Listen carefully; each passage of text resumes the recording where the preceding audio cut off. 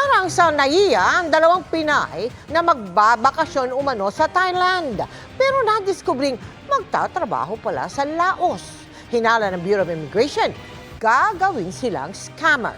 Pero lalo't peke ang mga hawak nilang dokumento. Nakatutok si Jonathan Andal. Nakalive lang umano at mamamasyal sa Thailand. Pero sa NAIA pa lang, pinagdudahan na ang dalawang nagpakilalang magkatrabaho sa call center dahil sa hindi tugmang mga sagot sa mga immigration officer at kahina-hinalang dokumento. Basic details about each other at saka nung kanilang biyahe, medyo sali-saliwa na po yung sagot nila. Hindi naman talaga sila magkakilala or magka-opisina.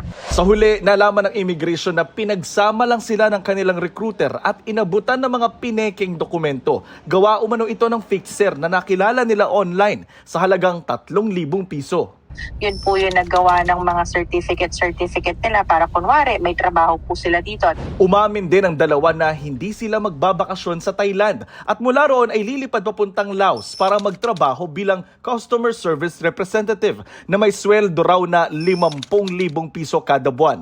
Online din nila nakilala ang recruiter. Hinala ng immigration, gagawin lang silang scammer doon tulad ng ibang mga nareskyong Pilipino sa Laos. Biktima ang turing ngayon sa dalawa. Yung parang magiging trabaho nila doon, seemingly like a BPO but is actually a scam hub, scam operations po. Pag hindi po nila na-achieve yung quota, sila po ay physically tortured, hindi po pinapakain, hindi po rin pinapasweldo ng tama. Para sa GMA Integrated News, Jonathan Andal, nakatutok, 24 oras.